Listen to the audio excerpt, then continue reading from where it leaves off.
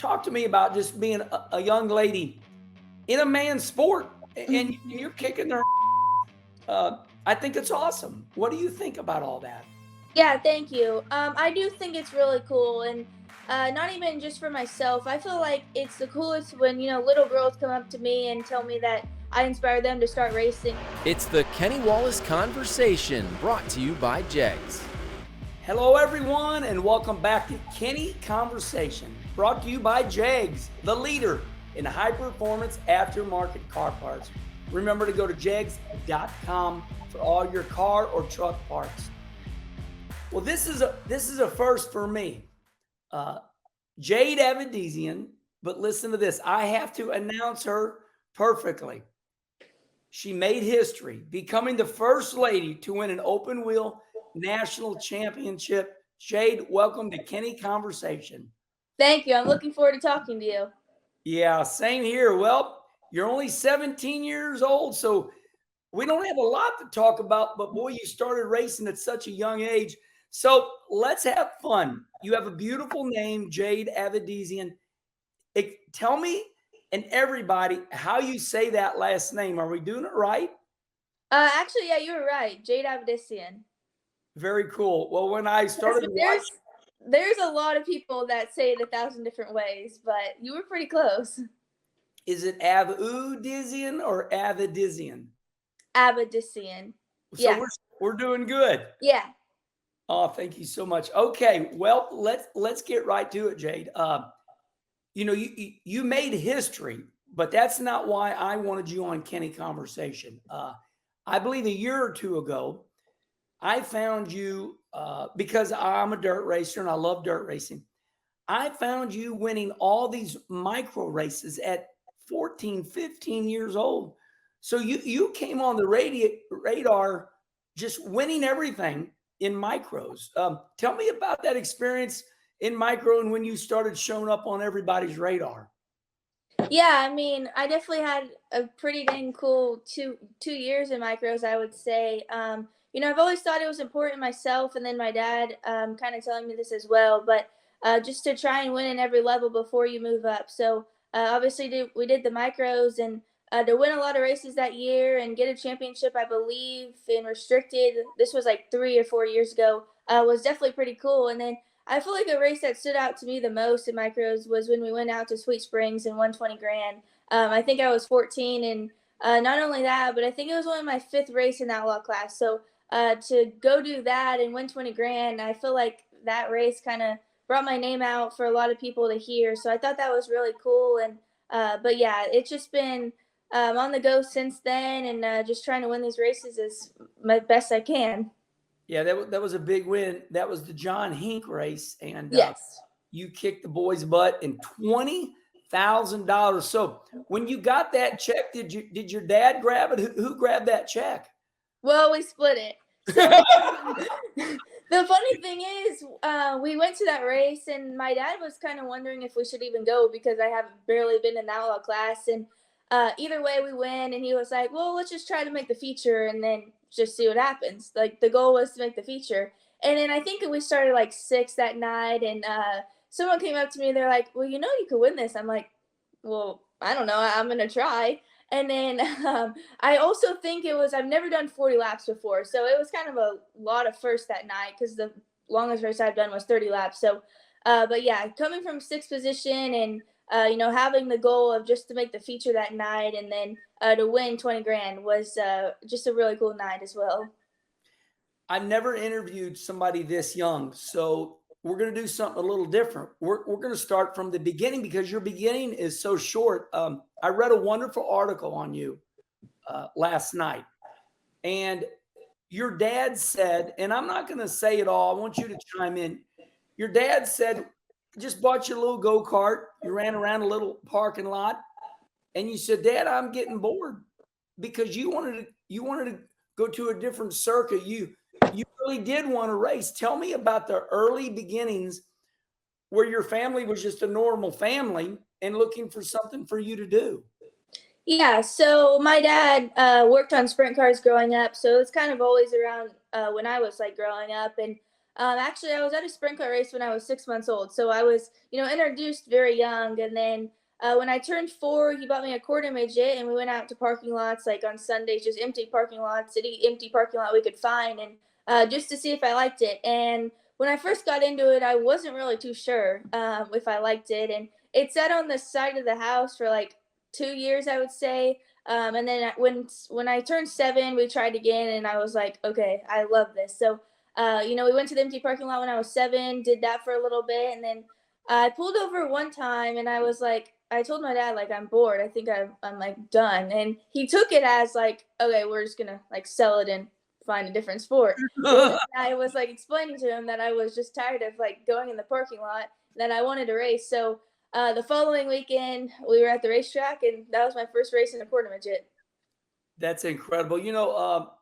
Before we get started, I want to say straight up, your dad made it clear that the family didn't have enough money to get you all the way to the top, and that your talent was going to have to do it. Was that clear from the beginning, that we're just racing, but if you want to make it to NASCAR, girl, you're going to have to do this with your talent? Yeah, absolutely.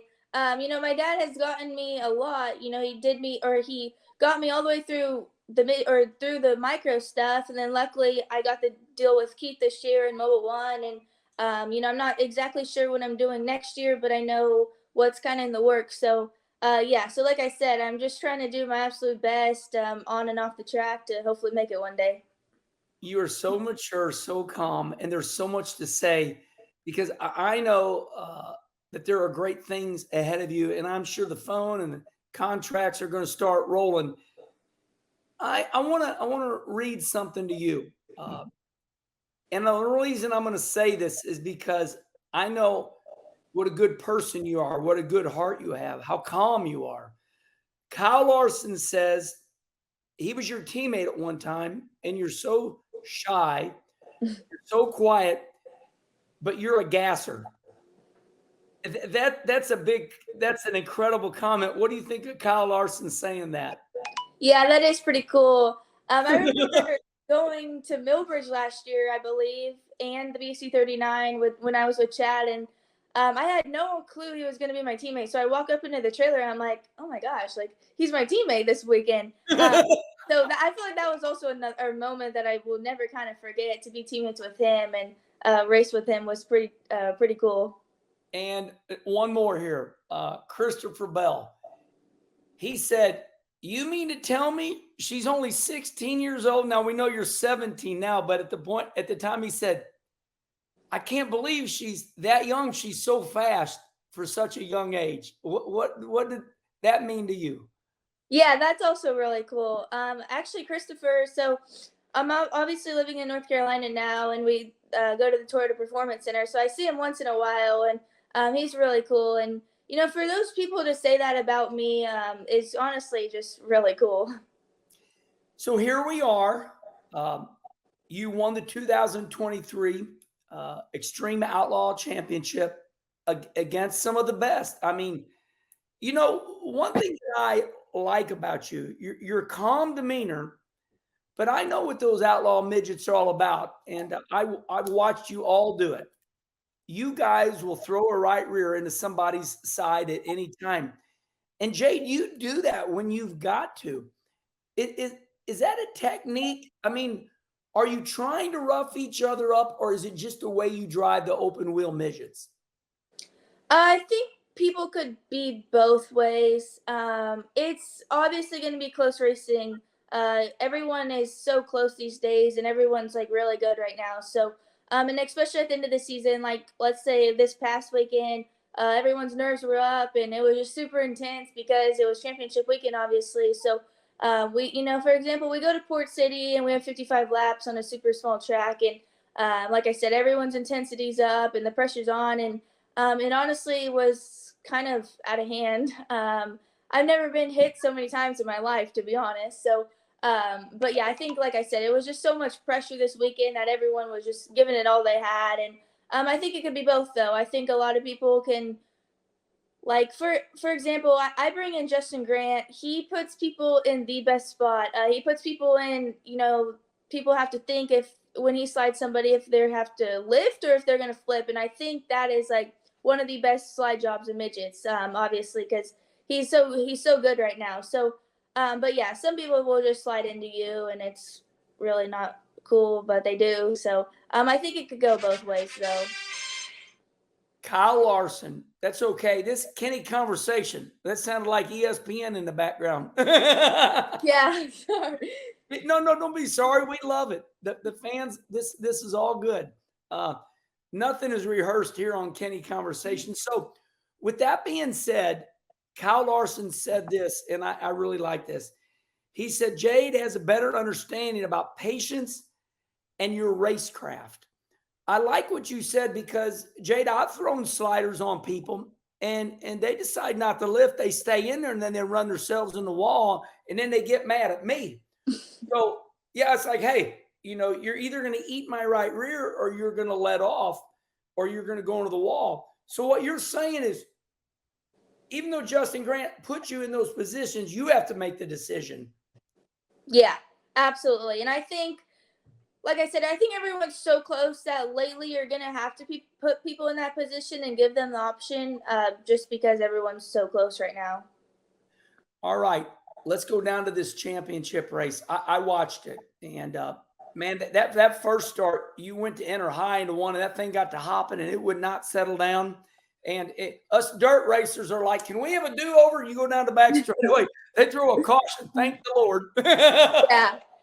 Yep. So I rolled around there under caution. I was like, in the last chance went out not too far, but before our feature, and I was like, well, they're running through the holes, and I think I should be okay because it's the first lap. I won't have all my speed, and maybe just to get through the first lap, running the top. And I went in there into one, and I was like, oh gosh, like hopefully this thing stops bouncing. For a second, I was like, oh god, this isn't good.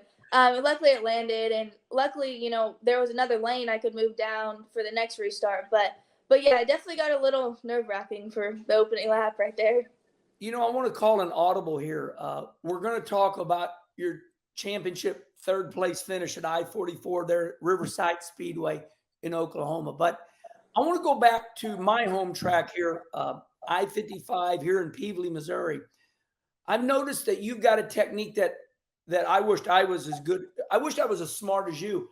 When these tracks are extremely rough beyond belief, and I watch you don't toss that thing in on the right rear. You don't make yourself bike. Where did you learn this technique when these tracks are extremely rough? I mean, you flip, we all flip, but you're really good at keeping that open wheel midget underneath you and not biking up. How do you do that? Yeah, I think lately, there's a lot of good people behind me to coach me through it, and during the week I try to watch as much film as I can from previous years to, because when you go in I-55, it's probably going to be a little rough sometimes, and but yeah, just try to really pay attention and kind of what I've been taught and what I've learned was you have to drive it straight as possible throughout the holes and just at least on entry, and then you can get it bent and set up the rest of the corner. Because when it happened to me almost. When you're sideways throughout the holes, your right rear is just going to dig in and faster, and then you're going to probably flip or just not be as fast. So, someone told me this other day, and they're like, just try and drive like a wing sprint car, and I was like, all right, and it worked at I-55, and but yeah, I think just try to drive it as straight as possible when it gets rough like that. Yeah, and I think what I got to remind myself is you're 17 and you've learned these things at this incredible young age, and that's the phenomenon. People like you don't come along very often. I think of Jeff Gordon, I think of Kyle Larson, Christopher Bell. That's why you're making such big news. So let's go to that championship race. So you go to you're what, 17 points ahead going into Oklahoma? So the first day at Port, we were 11, and then leaving Port, we were tied still, so 11. And then the final, or Friday night, we were 17. And then I think before the feature on Saturday, we were 27. Man, you did a lot of racing right there. Yeah. It sounded like a lot. So you go into this race. We talked about it. They dropped the green flag. You go into one.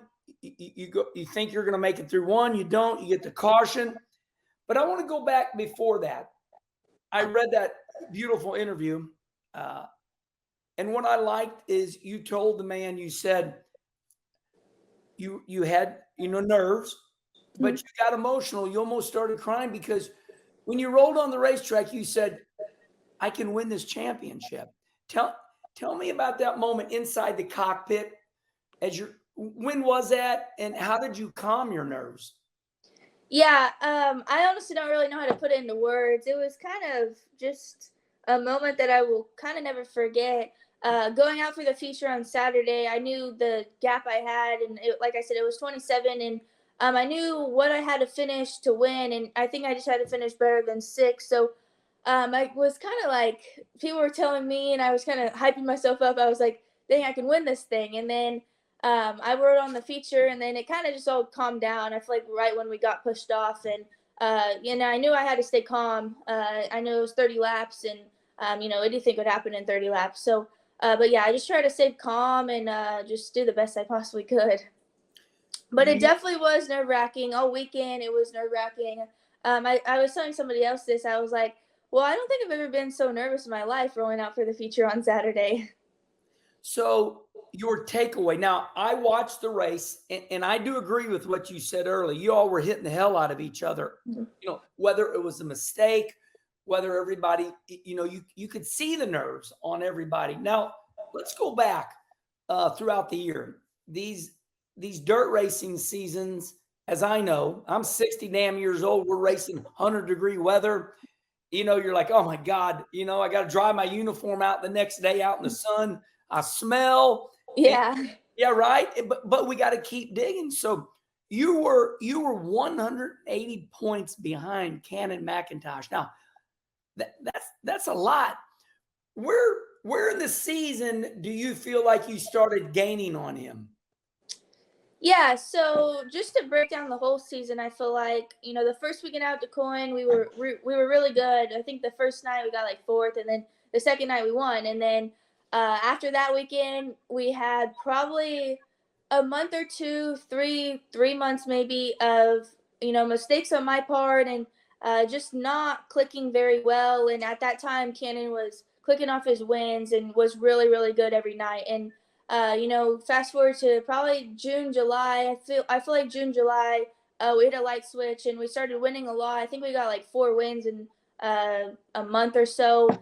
So everything just started kind of clicking, and then even just the past few months, I feel like we've been in tension or contention every single night to win and have a chance to win. So I feel like it was honestly kind of a light switch for me and my team of just trying to do the best we possibly can every night. Well, you put it all together, and let me brag on you for a minute. And when we watch the girls, the ladies, the females, whatever the verbiage is they use nowadays, I have 3 daughters, and I love them so much. I can only imagine what your mom and dad go through watching you, because we know how much they love you. You're running a really dangerous car. I wouldn't run an open wheel. I'm a taxi cab driver. So you got all the credit from me. I know Danica Patrick. I know the ladies before you. So my question to you is, I'm going to ask you this because I saw you talk about it. So I think the coast is clear. You are excited that you're a lady racer, and you do realize it is unique. Yeah. How do you take that on, knowing that Danica and Janet Guthrie and Shirley Cha-Cha Downey in NHRA? Talk to me about just being a young lady in a man's sport, and you're kicking their ass. I think it's awesome. What do you think about all that? Yeah, thank you. I do think it's really cool, and not even just for myself. I feel like it's the coolest when little girls come up to me and tell me that I inspire them to start racing, and I feel like that's obviously really cool that I'm helping out maybe the younger girls to get started racing. And but yeah, other than that, I think honestly my goal is just to win races and lead laps and do the best I possibly can. But it definitely is pretty cool, when I can be the first for hopefully many things. And when people bring it up, I do think it is pretty cool though. One thing I've noticed that is a little different is I believe that there's more ladies in open wheel, and it shocks me because it's such a dangerous sport. Mhm. But it does cost a lot of money to go to full-bodied race cars. Um, the boys in the pit area, uh, had they treated you good? I saw Haley Deegan. We've interviewed Haley here a couple months ago. I found that the guys were afraid to talk to her. Um, so I went up and talked to her. What is it like in the pit area now? Do the boys talk to you? Do they make you feel good, or is it standoffish? No, I honestly feel like 81, you can kind of go up to 81 and it's just normal. I feel like everyone in the pits lately have been, like I said, has been a little tense just because the points are coming down to the end and whatever. But I feel like honestly everyone kind of gets along together, and that's also pretty cool I think as well. But yeah, I don't really see anything different for me. That's awesome. That's Yeah. awesome. Well, so here we are now, and I'm gonna go into another territory because this is what's in the news. We have Toyota that noticed your talent, and Toyota is very good at what they do. And Toyota sponsored me for 7 years. I ran a Toyota motor in my dirt modified, and all my bosses at Toyota were wonderful. So here you are right now at Keith Coons, Toyota. You just won a championship. Uh, Bob Pockras, who is very well respected in the NASCAR world, he said you are a top 15 prospect to make it to some form of NASCAR. Meaning there's 15 people in America or the world, and you're on that list. What is your goal from here? Is there a timeline? Do you spend another year in open wheel midgets? Mhm. Do you make the move to full body cars now? What's your thought? Yeah, so my goal is to hopefully be racing on Sundays with the NASCAR Cup Series. That's As right. of yeah, as of right now though, I'm honestly really not too sure. I know the people at Toyota and everyone else is trying to figure out what is my stuff going to be next year and if there's going to be a contract. So to be honest, I'm not really too sure exactly what I'm going to be doing next year, but I know everyone at Toyota is going to put me in the right spot hopefully, and just give it the best shot I can give. Well, I'm going to call David Wilson and Paul Doshaw, and I'm going to tell them don't mess this up. Uh, because they have a diamond in the rough. And years ago, my brother Rusty, he was cussing a little bit, and his best friend was right next to him, and somebody in NASCAR said, "Man, that Wallace got a potty mouth," and uh, and his Rusty's best friend said, "Listen, bub, I'm bringing you a diamond in the rough. It's up to you to polish him up." So, Jade, I really believe, you're already a diamond. Uh, we learn all the time. Uh, you definitely have the talent to get to where you want to. Uh, Now, Keith Coons is who you're driving for right now. And we all know that he's got the best open wheel midgets. He's the greatest of all time. I love Keith. He's wonderful to me. What is Keith Coons in that operation like? Are they all business, or are they are they human? What are they like? Honestly, they're human, honestly. Yes. When I found out at the beginning of the year, like I found out pretty late that I was switching. It was like 2 weeks before the opener at DeCoin, and honestly, I was like, "Geez, this is pretty cool that I get to go race for Keith this year, and then to have him fun and stuff." But yeah, honestly, I wasn't sure what to expect, but everyone over there is such great people, and I feel like they want to win so bad, almost as bad as I want to win. So but yeah, just to have Jared as my crew chief, Jared Martin. He's really fun, especially when we win. Everyone's a little bit happier, but yeah, they're all human and they're all really good people over there. you know, a lot of my interviews are 40 minutes. You're going to be shorter because you're so young. You haven't done a lot, but you've done so much in such a short period of time. So let's just have a little bit of fun. Like I said, I have 3 daughters. Um, what are you like as a girly girl? Do you like Taylor Swift? Do you go to movies? Uh, what kind of music do you listen to? What are you like? Mm. I do like Taylor Swift, but I will say her new playlist or her new album's not my favorite.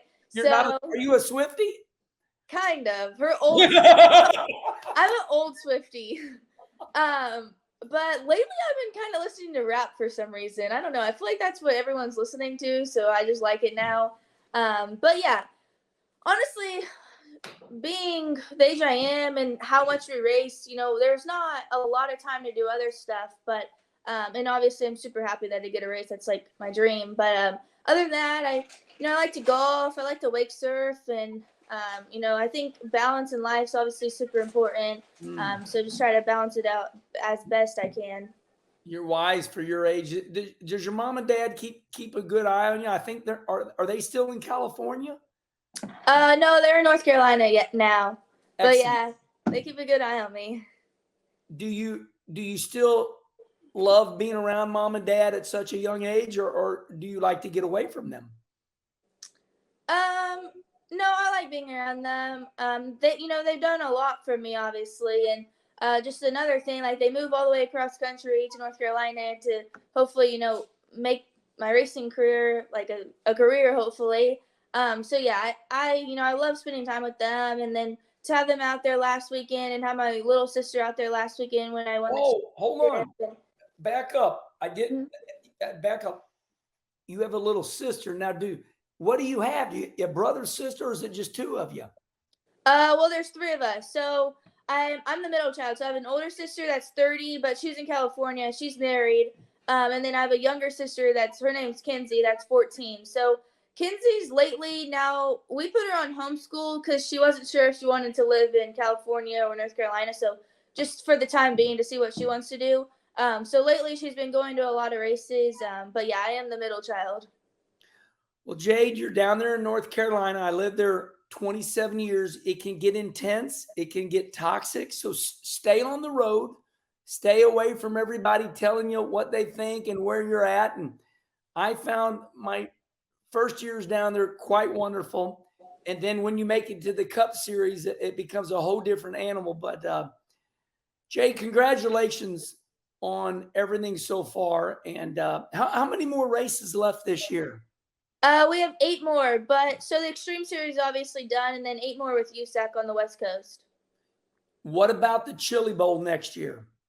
Yep, that one too.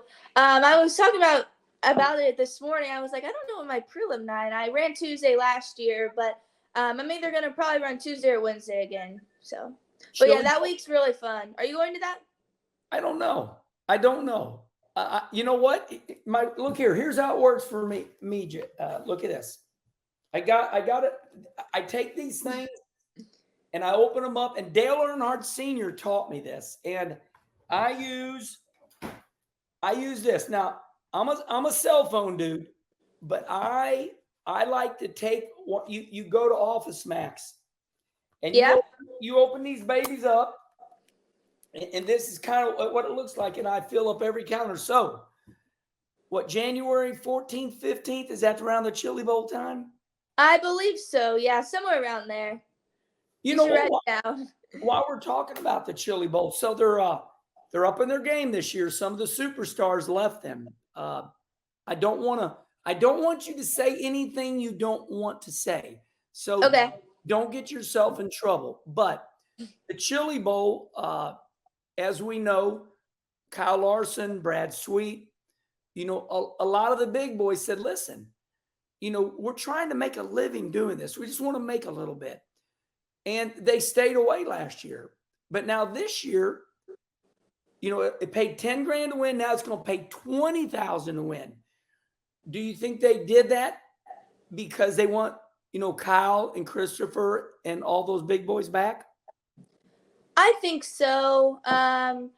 Obviously, those people are a lot to the sport, and I feel like for the Chili Bowl stand in the Hahn family, I feel like they kind of need those people just to, because they're good to promote for their event, obviously. So I think if they could do something and make the money a little bit higher and hope they come back, I think that's kind of their goal. But obviously, I'm not really too sure. But I think that's kind of my opinion of it. Do you stay at the Chili Bowl the whole damn time, like 7 days, or do you go home? Yeah, I stay there. I stay there the whole time. Last year, my prelim night was on Tuesday, and during the feature, I didn't really feel good, and then I got sick on after the prelim night, and I didn't go back to the building till Saturday, so I kind of missed out on the fun. But yeah, I do stay there the whole week. And before we go, straighten me out. Were you the highest? First of all, you made the A main. Mm-hmm. Were you the highest finishing female in Chili Bowl history? No, I tied with Kaylee with 18th. The first half of the race, we were really good. I think we got up to 8th or 9th, and then my tire went flat a little bit, so then it went down to the bottom, so I couldn't run it as good, and then I fell back. But yeah, I'm tied. Man, but making that race 300 and something. Tony Stewart once said, he said, I didn't know there was that many open wheel midgets in America. So yeah, you made that race. When you made the Chili Bowl, what kind of a deal was that for you? Was that the biggest thing in your life at that moment? Yeah, I feel like that was pretty cool. I wasn't really too sure what to expect going into that week, just because I've never done it before, obviously. So, but yeah, my goal was to make it to the feature, and then on Tuesday night, my prelim night, I thought I did really good. I think we started 9th and we got up to 3rd, so we set ourselves up pretty good for the rest of the week. And I feel like we kind of needed to do that, because when you don't do the best on your prelim night, it's going to be hard to get through those lower mains. So to just get a good prelim night, and we missed it by 1 because they only walk in 2, but we were the front of the B, and we were able to transfer out of that. But yeah, that was a pretty cool week, though. Just to walk out on stage and see all the fans get excited on Saturday, it's probably a moment I'll never forget. I have a feeling this is going to be old school for you. We never take it for granted, but you've already proved your ability. Jade, I agree with Kyle Larson, and now I know what he's talking about. Your understanding, your patience, your ability to know, what to do at such a young age. So congratulations, Jade. And listen up, everybody. We are in podcast form. And everybody's listening to us on podcast now. But tune in here on YouTube and see what all these great athletes look like. And remember, we are in Spotify and iTunes. And Jade, thank you so much for being on Kenny Conversation. Thank you for having me, Kenny. Awesome. All right. Until the next Kenny Conversation, everybody. Little birdie tells me the GOAT's coming on. Ricky Carmichael, the greatest of all time in the motocross ring. Until next time, Kenny Conversation just keeps on rolling.